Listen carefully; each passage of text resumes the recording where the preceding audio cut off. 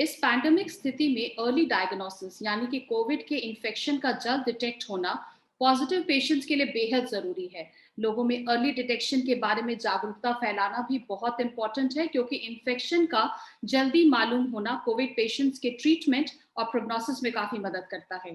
Covid की दूसरी लहर चारों तरफ फैल रही है और इसका इंक्रीज केस, अगर इनके केसेस को इंक्रीज होते हुए देखें तो ये बहुत ज्यादा इंपॉर्टेंट हो जाता है कि हम तुरंत एक्ट करें और इससे पहले कि केस और कॉम्प्लिकेटेड हो जाए, इस पैंडेमिक के भी जहां तक हो सके हम लोगों को डायग्नोसिस और ट्रीटमेंट दिला सकें। इस पैंडेमिक के माहौल में ऑक्सीजन सिलेंडर और हॉस्पिटल बेड्स की इमरजेंसी भी हो रही है, जो कि अगेन एक बहुत ज्यादा अलार्मिंग कंडीशन है। इसीलिए अर्ली डायग्नोसिस बहुत बहुत जरूरी है। मैं हूँ स्मिता कुमार और आज हमारे इस इंटरव्यू शो में मैं एक डॉक्टर संजय अरोड़ा का स्वागत करना चाहूंगी। डॉक्टर संजय अरोड़ा एक डायग्नोस्टिक्स और हेल्थ केयर इंडस्ट्री के लीडर है। उन्होंने करीब पिछले 23 सालों में 3 मिलियन से भी ज्यादा पेशेंट्स को सर्व किया है। डॉक्टर अरोड़ा का एकमात्र मिशन है कि वो अपने पेशेंट्स के साथ एक मीनिंगफुल रिलेशनशिप बना पाए और ऐसी कंपनी बिल्ड कर सके जिसके कस्टमर्स उनको उन पे डिपेंड कर सके और वो उनको कहीं बहुत ज्यादा बेटर सुविधा प्रदान कर सके। उनके कस्टमर सेंट्रिक आउटलुक के साथ उनके जो पेशेंट्स का सर्वे करना भी उनके पैशन में शामिल है। उनकी कंपनी सबअर्बन डायग्नोस्टिक्स है, जो इंडिया को कोविड से लड़ने में काफी हद तक मदद कर रही है। काफी सारे पेशेंट्स के जो होम बेस्ड टेस्ट हैं वो सबअर्बन डायग्नोस्टिक्स मुहैया करा रहा है और वो इंडिया का एक काफी हेल्थ सुपर ब्रांड्स में शामिल है। Welcome doctor Sanjay, welcome to Medi Circle. Smita Kumar, thank you so much और नमस्कार एंड थैंक यू, आपने मुझे एक मौका दिया आपके साथ बात करने का और लोगों तक ये मैसेज पहुंचाने का। थैंक यू जी। और डॉक्टर संजय, अभी तक जैसा हम लोग देख रहे हैं कोविड का केसेस 3 लाख के करीब पार कर चुके हैं, तो कोविड 19 के जो ये न्यू वेरिएंट्स कौन से हैं और क्या वो ट्रेस हो पा रहे हैं? क्या ये परेशानी का कारण है डॉक्टर अरोड़ा? जी जी। तो जहाँ तक हमारी जानकारी है कि विश्व में 3 टाइप ऑफ वेरिएंट्स हैं। एक यूके वेरिएंट है, जी। एक ब्राजीलियन वेरिएंट है और एक साउथ अफ्रीकन वेरिएंट है। जी। और इन वेरिएंट्स का मतलब है कि जो वायरस का एक जीन स्ट्रक्चर होता है उसमें कुछ चेंज होते हैं, कुछ ऑल्टरेशन हो जाते हैं। जी। और ये वेरिएंट्स जेनेटिक सीक्वेंसिंग एक टेक्नोलॉजी है जिससे वेरिएंट्स पकड़ में आ सकते हैं। जी। इंग्लैंड में जहाँ तक मुझे पता है कि ऑलमोस्ट 1% सैंपल्स को जेनेटिक सीक्वेंसिंग कराया जाता है। इंडिया में अभी हम लोग जेनेटिक सीक्वेंस शुरू कर रहे हैं और काफ़ी हद तक इससे हमें पता लगा है कि जो इंडिया में जो सेकेंड वेव है उसमें जो वेरिएंट्स हैं उसमें 2 चेंजेस हैं। विश्व में देखा जाए कि जो वेरिएंट्स होते हैं उसमें एक ही चेंज होता है, बट जो इंडिया में वेरिएंट है उसमें 2 चेंजेस हैं और इसकी वजह से शायद ये वेरिएंट इतनी आसानी से पकड़ में नहीं आ रहा और इसी वजह से शायद जो हमारी सेकेंड वेव है वो ज़्यादा पावरफुल है और लोगों में ज़्यादा अफेक्ट हो रहा है क्योंकि इस वायरस में 2 वेरिएंट्स हैं। डॉक्टर अरोड़ा, कई बार ये जो आरटीपीसीआर टेस्ट है इसको लेकर की बहुत कंफ्यूजन है, तो क्या आरटीपीसीआर टेस्ट इन नए वेरिएंट्स को पता लगाने के लिए सक्षम है या हमें कोई और टेस्ट करना पड़ेगा? अभी जो आरटीपीसीआर के रिजल्ट्स आ रहे हैं वो इस नए वेरिएंट्स को ट्रैक कर पा रहे हैं क्या? जी बिल्कुल, ये बहुत अच्छा सवाल पूछा आपने स्मिता जी के जैसे वायरस में चेंज होता है वैसे जो टेस्ट है वो उसको पकड़ में आ सकते हैं कि नहीं। जी। तो उस हिसाब से देखा जाए तो आरटीपीसीआर टेस्ट एक गोल्ड स्टैंडर्ड टेस्ट माना जाता है। जी। मतलब विश्व में ये सबसे बेहतर टेस्ट है जी। और ये टेस्ट वायरस के अलग अलग जीन्स को डिटेक्ट करता है।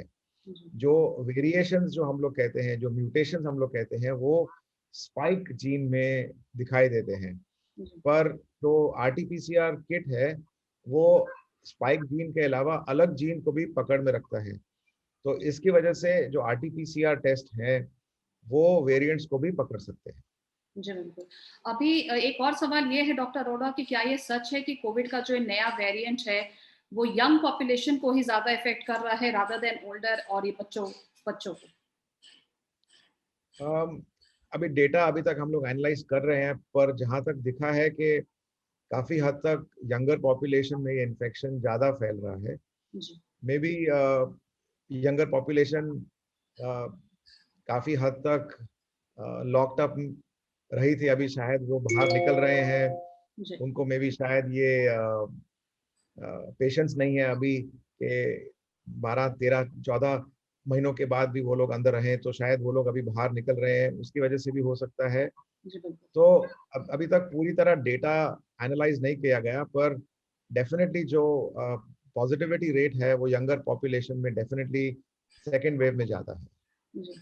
अभी एक बहुत अहम सवाल मैं आपसे पूछना चाहूँगी डॉक्टर अरोड़ा। ये एक ऐसा सवाल है जो बहुत सारे लोग बहुत बार डॉक्टरों से जानना चाहते हैं, पैथोलॉजिस्ट से, सीनियर पैथोलॉजिस्ट से जानना चाहते हैं कि क्या ये जो कोविड-19 वाले लक्षण जो भी जिन व्यक्तियों को दिख रहे हैं, उन्हें अपने आरटी-पीसीआर टेस्ट के लिए कब जाना चाहिए लैब्स में? तो सबसे कॉमन जो सिम्टम होता है वो फीवर होता है, जी। पर अभी काफ़ी लोगों में देखा गया है कि फीवर के अलावा सोर थ्रोट, बॉडी एक, जस्ट वीकनेस या फटीग जिसे हम कहते हैं, जी। और काफी लोगों में डायरिया या लूज मोशन भी एक प्रेजेंटिंग सिम्टम है। जी, बिल्कुल। तो कोई भी अगर सिम्टम हो अ, तो उसी उसी टाइम आरटीपीसीआर टेस्ट करना चाहिए। जी, बिल्कुल। एक टाइम हो सकता है, और दूसरा होता है कि अगर मुझे पता है कि मैं किसी के कांटेक्ट में आया हूँ जिसको आरटीपीसीआर पॉजिटिव हुआ है, जी। अगर मेरे जो निकट में कोई है जिसका टेस्ट पॉजिटिव आया है, जी। तो मैं अपने आप को आइसोलेट करने के 5 दिन बाद टेस्ट करा सकता हूँ। जी, तो बिल्कुल। या तो मुझे सिम्टम्स हैं, या मैं किसी के कांटेक्ट में आया हूँ और कांटेक्ट के 5 दिन के बाद मैं टेस्ट करा सकता हूँ। अगर मुझे सिम्टम्स नहीं भी हैं तब भी जानकारी रखने के लिए मैं 5 दिन के बाद वो टेस्ट करा सकता जी, हूँ, पर सिम्टम्स होने के इमीडिएटली बाद हम लोग टेस्ट करा सकते हैं। जी। डॉक्टर संजय, एक और ये भी बहुत ही कन्फ्यूजन हो रहा है कि बहुत बार लोग सिम्पटम्स तो दिखा रहे हैं कोविड के, जैसे कि बॉडी फटीग हो रही है, डायरिया, वॉमिटिंग हो रहे हैं, फीवर भी आ रहा है, बट आरटी-पीसीआर का जो टेस्ट है, वो नेगेटिव आ जा रहा है। ऐसे में उन्हें क्या एडवाइस देनी चाहिए या उन्हें किस तरह से अपना ट्रीटमेंट आगे लेके जाना चाहिए? ये बहुत अच्छा सवाल किया आपने फिर से स्मिता जी के जो आरटीपीसीआर टेस्ट है, क्योंकि उसमें मल्टीपल स्टेप्स होते हैं, जैसे स्वाब होता है, नाक से लेना पड़ता है, गले से लेना पड़ता है, और फिर एक ट्यूब में डालते हैं, फिर वो ट्यूब को ट्रांसफर करते हैं, जी। किस कंडीशन में ट्रांसफर करते हैं, और फिर वो लैब में पहुंचता है, लैब में किस टाइप की किट यूज होती है। जी। इसकी वजह से 70% ऑफ टेस्ट पॉजिटिव आते हैं, 30% ऑफ टेस्ट अगर आपको कोविड है भी तब भी नेगेटिव आ सकते हैं। जी। तो ये ये हमको अपने ध्यान में रखना है कि 100% टेस्ट पॉजिटिव नहीं आएंगे। तो अगर हमें सिम्टम्स हैं और जी। फर्स्ट टाइम टेस्ट नेगेटिव आया है, जी। तो 24 घंटे के बाद, 48 घंटे के बाद हम लोग फिर से टेस्ट रिपीट करेंगे, और हमने भी देखा है काफी केसेस में कि रिपीट टेस्ट पॉजिटिव आता है। जी। तो क्योंकि इसमें इतने सारे अलग अलग स्टेप्स हैं, उन स्टेप्स की वजह से बॉडी में वायरल लोड सेम नहीं रहता हमेशा। जी। तो उसकी वजह से अगर सिम्टम्स हैं तो 48 आवर्स के अंदर हम लोग फिर से रिपीट कर सकते हैं, और काफ़ी हद तक हमने देखा है कि रिपीट टेस्ट पॉजिटिव आता है। जी। डॉक्टर संजय, अभी के जो माहौल को देख कर के एक प्रश्न मैं आपसे पूछना चाहूँगी कि जैसा कि हम सभी जान रहे हैं कि पूरे देश में हॉस्पिटल्स की कमी है, ऑक्सीजन की कमी है, और फिर भी हॉस्पिटल्स जो हैं वो बिना कोविड रिपोर्ट के, चाहे वो पॉजिटिव हो या नेगेटिव हो, बिना कोविड रिपोर्ट के किसी पेशेंट्स को एडमिट नहीं कर रहे हैं।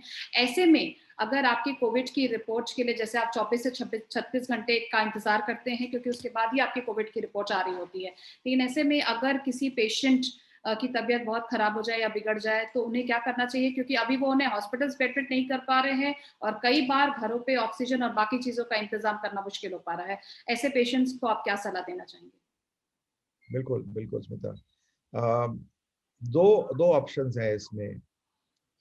एक एक ऑप्शन है कि हम लोग रैपिड एंटीजन टेस्ट कर सकते हैं, जो जो जनरली हॉस्पिटल्स में ओपीडी में रखा होता है, कि अगर कोई पेशेंट बहुत बीमार है और आरटीपीसीआर टेस्ट के लिए वेट नहीं कर सकता, जी, तो रैपिड एंटीजन टेस्ट जो 15-20 मिनट में रिजल्ट आ जाता है, जी, उससे हमको थोड़ी बहुत जानकारी मिल जाती है। जी, वो रैपिड एंटीजन टेस्ट आरटीपीसीआर से जितना एक्यूरेट नहीं है, पर जी, एटलीस्ट मे बी 50% लोगों में पता लग जाता है कि अगर पॉजिटिव है तो इमीडिएट ट्रीटमेंट मिल सकती है। बिल्कुल, दूसरा एक और टेस्ट है, एक एबट एक कंपनी है जिन्होंने एक रैपिड आरटीपीसीआर टेस्ट इंट्रोड्यूस किया है, जी, और ये रैपिड आरटीपीसीआर टेस्ट बहुत ही एक्यूरेट है, जी, और उसका भी रिजल्ट आधे घंटे में मिल जाता है।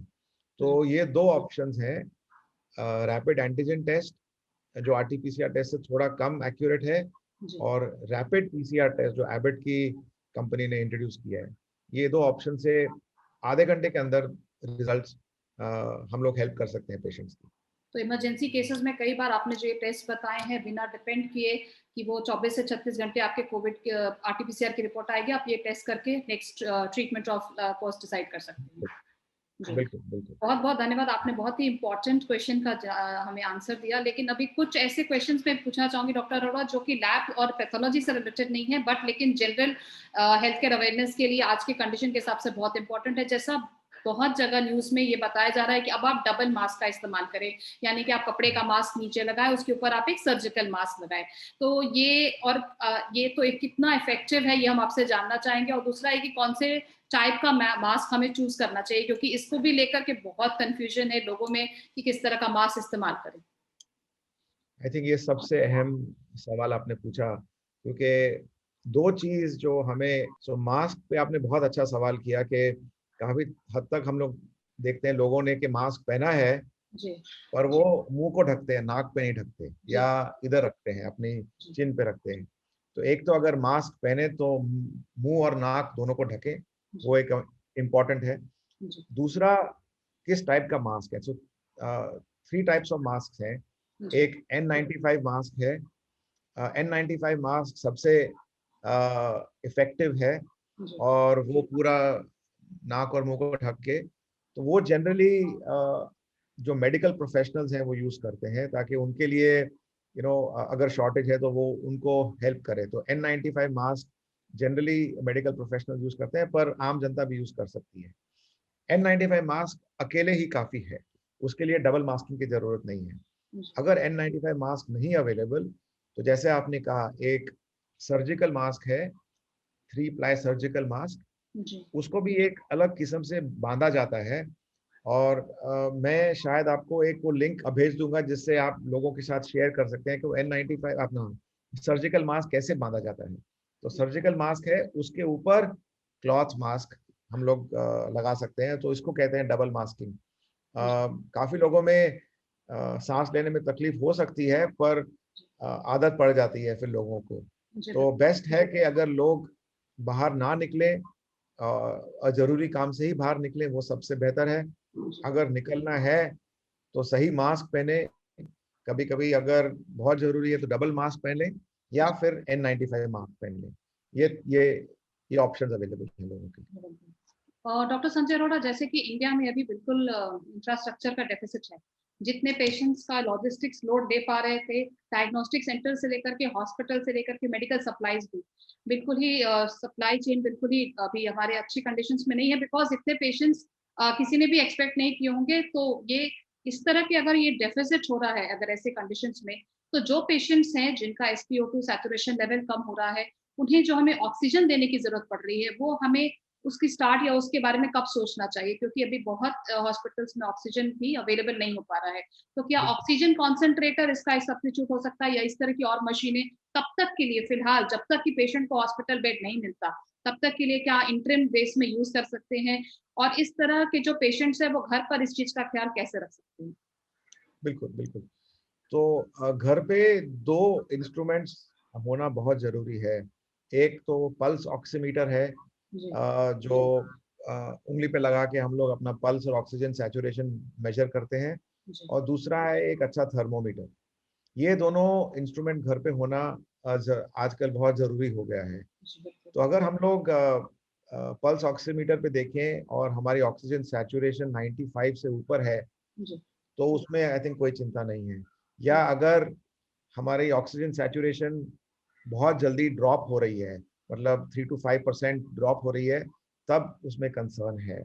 जी दूसरा हम लोग ने देखा है कि अगर हम लोग प्रोन जिसको कहते हैं, पेट के बल अगर हम लोग सोए जी तो उससे सैचुरेशन बढ़ जाती है। काफी लोगों में हम लोग ने देखा है कि ऑक्सीजन सैचुरेशन अगर पीठ पे लेटे हैं तो 92 93 है, पर जब पेट के बल हम लोग लेटते हैं तो इमिडिएटली वो 98 तक पहुंच जी जाती है। तो पेट के बल लेटने से काफी फायदा होता है लोगों को। जी और हॉस्पिटलाइजेशन तभी ध्यान में रखना चाहिए कि अगर 94% से नीचे अगर ऑक्सीजन सैचुरेशन है तो जी डेफिनेटली हॉस्पिटल में बेड के लिए जानकारी कर देनी चाहिए। जी ऑक्सीजन कॉन्सेंट्रेटर्स भी काफी कम है। सो ऑक्सीजन कॉन्सेंट्रेटर्स दो टाइप के होते हैं, एक जो up to 5 litres per minute की कैपेसिटी होती है वो काफी कॉमनली अवेलेबल है, और जी दूसरा है जो 10 लीटर्स पर मिनट की कैपेसिटी है। जी तो अगर आपके घर में कोई सीनियर पर्सन है जिनको ऑलरेडी लंग की प्रॉब्लम है या जी जो ऑलरेडी थोड़ा वीक है, तो मे बी, और अगर उनकी सैचुरेशन बॉर्डर लाइन पे है, तो उनके लिए ऑक्सीजन कॉन्सेंट्रेटर एटलीस्ट इंटरिम जो एक गैप है बिटवीन होम एंड हॉस्पिटल, तब तक के लिए काम में आ सकता है डेफिनेटली। बट अगर मोर देन 10 लीटर ऑक्सीजन की आवश्यकता होगी तो ऑक्सीजन कॉन्सेंट्रेटर उसके ज्यादा काम नहीं कर पाएगा, तो उसके लिए हॉस्पिटल की जरूरत पड़ेगी। तो बेस्ट इज ऑक्सीजन हम लोग अप टू 95% पल्स ऑक्सीमीटर से देखें, पेट जी के बल लेटे, उससे अगर कम हो रहा है तो ऑक्सीजन कॉन्सेंट्रेटर हेल्प कर सकता है। जी अप टू 10 लीटर्स, अगर 10 लीटर्स में भी ऑक्सीजन सैचुरेशन मेंटेन नहीं हो रहा जी तो डेफिनेटली फिर हॉस्पिटलाइजेशन की जरूरत पड़ेगी। जी, बिल्कुल। डॉक्टर संजय, बहुत सारे ऐसे टेस्ट हैं जिनके बारे में हमने डिस्कस किया, किस तरह से हम अपने कोविड को अपने शरीर में अगर कोविड का संक्रमण हुआ है, तो उसके बारे में उसकी जाँच कर सकते हैं। एक सवाल पोस्ट कोविड पेशेंट्स के लिए है, जो कोविड सर्वाइवर्स होते हैं, जिन्हें कोविड-19 का इन्फेक्शन हो चुका है और वो रिकवर कर चुके हैं, उन्हें ऐसे कौन से टेस्ट कराने चाहिए जिससे उनकी बॉडी में जो कोविड के आफ्टर इफेक्ट्स हैं, उनका पता चल सके?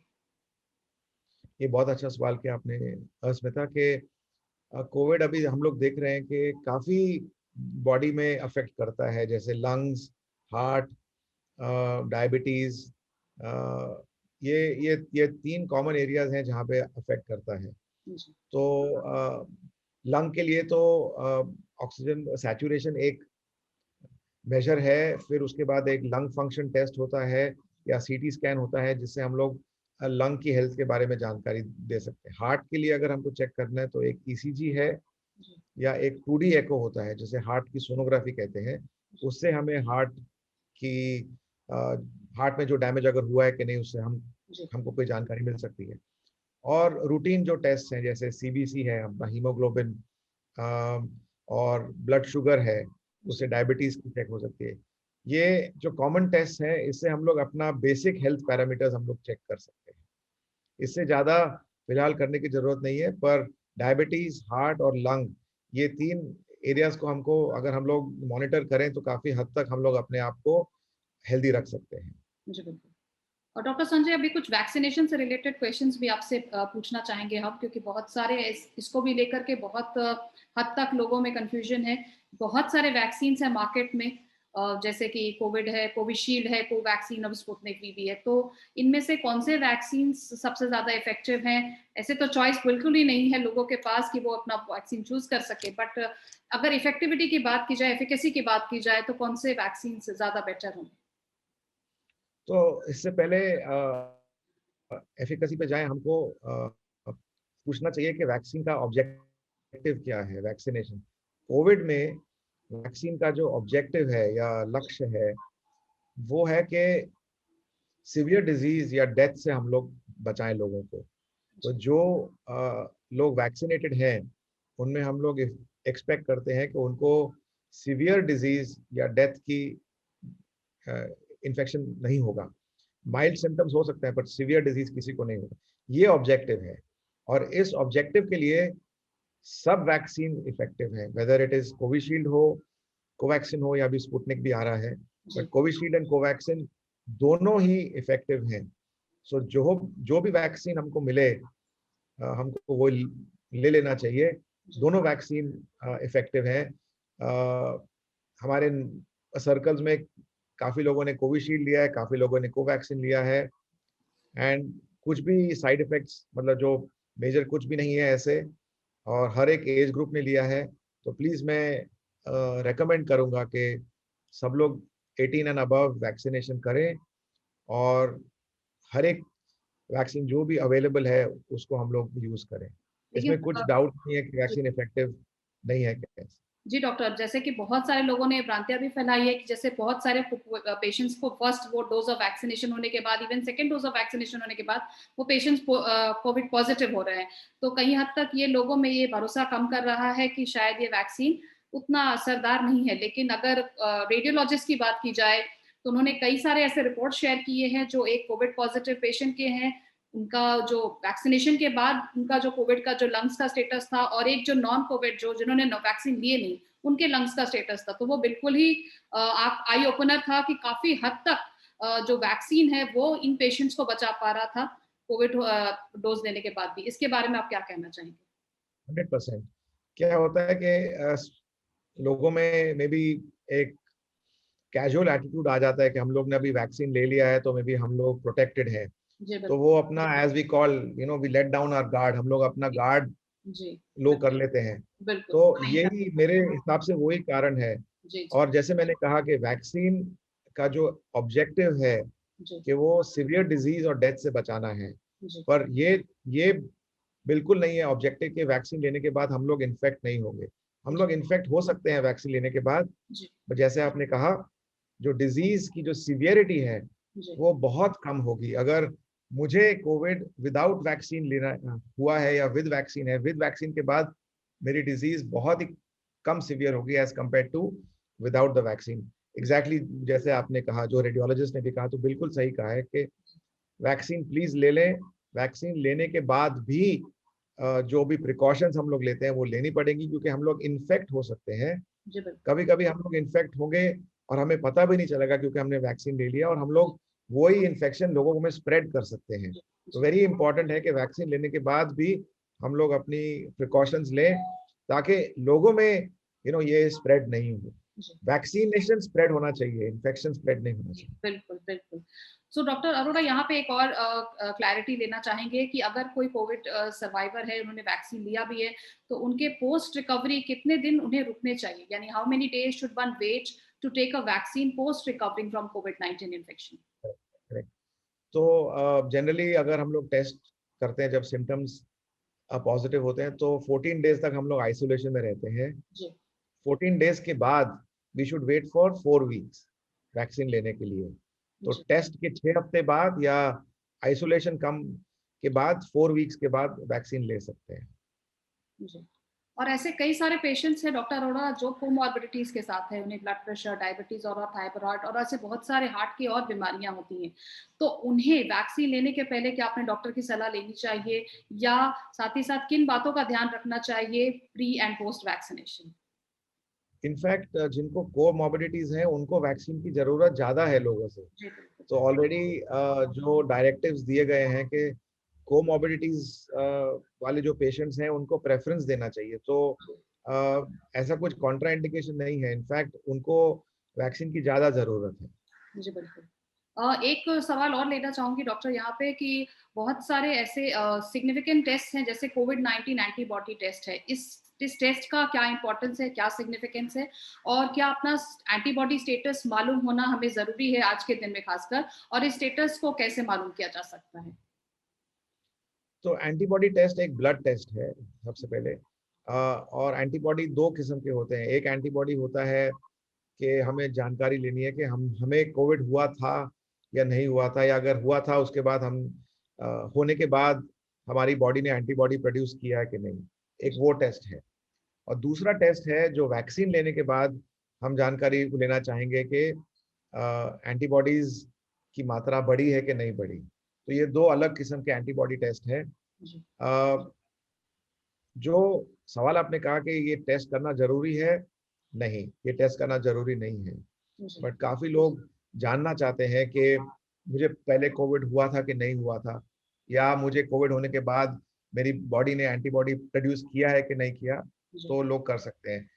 आजकल काफी लोग जानना चाहते हैं कि वैक्सीन लेने के बाद वैक्सीन ने एंटीबॉडीज प्रोड्यूस किया है कि नहीं किया।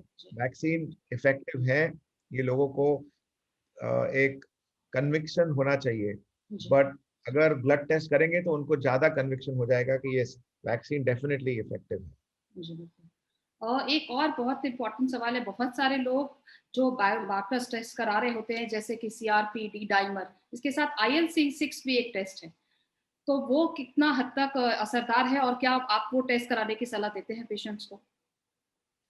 तो जब आरटीपीसीआर टेस्ट पॉजिटिव आता है, जी, सबसे कॉमन जो टेस्ट किए जाते हैं मे बी डे 3 या डे 4 ऑफ इलनेस, जी, उसमें सीबीसी एंड सीआरपी सबसे कॉमन टेस्ट है। जी, और अगर फीवर माइल्ड है या 5-6 दिन के बाद कम हो जाता है, नॉर्मल हो जाता है, सिम्टम्स कम हो जाते हैं, तो जी, सीबीसी और सीआरपी छोड़ के और कोई टेस्ट की जरूरत नहीं पड़ती। जी, पर अगर सीवियर सिम्टम्स हैं, फीवर बहुत हाई है, जी, तो उन केसेस में डी डाइमर या IL-6 करने की जरूरत पड़ती है। जी, बट सब में ये टेस्ट करने की जरूरत नहीं है। सीबीसी और सीआरपी काफी हद तक हमें इंडिकेशन दे सकते हैं। ओनली सीवियर केसेस में D dimer, ferritin, LDH, IL-6 ये टेस्ट करने की जरूरत पड़ती है। जी। So thank you so much doctor Arora कि आप हमारे शो पे आए और मेडिसर्कल पे आकर आपने डायग्नोस्टिक से रिलेटेड कि कैसे डायग्नोसिस हेल्प कर रहा है कोविड-19 पेशेंट्स को, उस पर इतनी इंपॉर्टेंट जानकारी दी। इंडिया में जबकि अब तक करीब 19.6 मिलियन केसेस रिपोर्ट हो चुके हैं कोविड के, उसमें करीब 2,16,000 लोगों की जानें भी जा चुकी हैं। तो इस तरह की परिस्थिति में हम अपने दर्शकों को यही रिक्वेस्ट करेंगे कि अगर आपको कोई भी सिम्पटम्स दिख रहे हैं, आप काइंडली अपना अर्ली डायग्नोसिस में जाएँ, लैब टेस्ट करवाएँ और ये इंश्योर करें कि आपको कोविड है या नहीं है, और साथ ही साथ होम आइसोलेशन को भी प्रेफ़र करें। साथ ही साथ आगे और स्प्रेड डिज़ीज़ को ना स्प्रेड होने दें। सबसे इम्पोर्टेंट वैक्सीनेशन है, जैसे कि सरकार ने भी 18 प्लस लोगों को भी वैक्सीनेशन मुहैया कराने का ये किया है, और आज से मुंबई में तो वैक्सीनेशन चालू है। करीब 2500 पेशेंट्स को आज वैक्सीनेशंस मिल चुके हैं 5 डिफरेंट हॉस्पिटल्स में। तो ये इसको बिल्कुल लगवाएँ और इसको बिल्कुल ना सोचें कि भई वैक्सीनेशन हमारे लिए ज़रूरी है कि नहीं। ये एक बहुत इम्पोर्टेंट चीज़ होगा जो हमें इस रोग से लड़ने के लिए काफ़ी रोग प्रतिरोधक क्षमता प्रदान कर सकता है। Thank you once again doctor बिल्कुल। Sanjay for joining us at thank you Smita ji, thank you so much, thank you.